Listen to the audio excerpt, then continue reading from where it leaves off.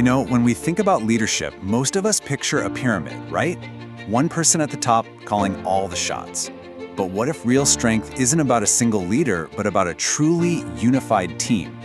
Today, we are diving deep into an idea called shared leadership, and it completely flips that traditional model on its head. Seriously, just think about that for a second. We're so wired to think of leadership as a title, as a role someone holds. But let's just challenge that idea. What if leadership wasn't a position at all? What if it was a shared responsibility? Something the entire team does together. So, to really explore that question, we have to look beyond that single leader model. Let's start by breaking down why that classic pyramid structure, the one we see almost everywhere, might actually be what's holding our teams back. Think about it. When one person has to approve every little thing, they become a human bottleneck. Decisions grind to a halt, and this, of course, leads to some serious burnout for that leader, but it also creates disengagement for everyone else. Who wants to just sit around waiting for instructions instead of taking ownership and making things happen? Okay, so if the old model creates these jams and frustrations, what's the alternative? Well, this brings us right to the heart of it: shared leadership. So what on earth does that actually mean? What does it look like in the real world? Now, the most important thing to get here is that shared leadership isn't about no leadership. Not at all. It's about distributing it.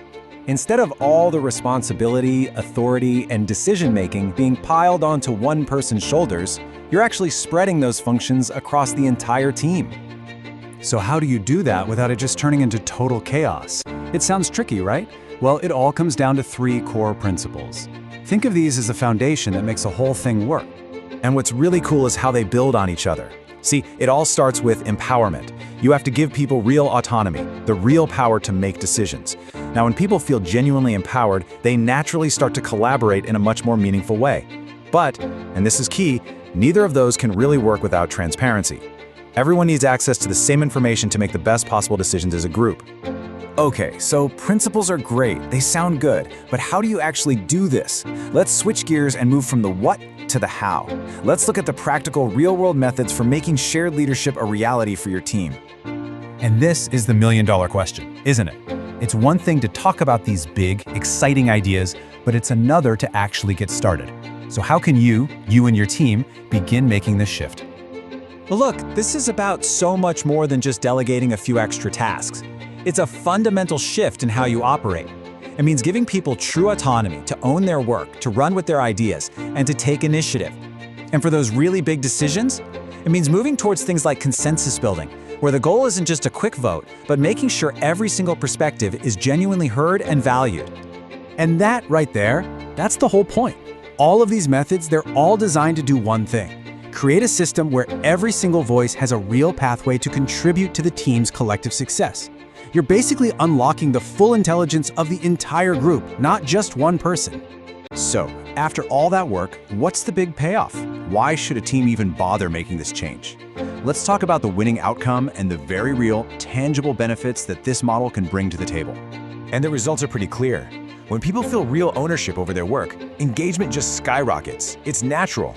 And when you bring more diverse perspectives into the decision-making process, innovation just happens. But my favorite one is accountability.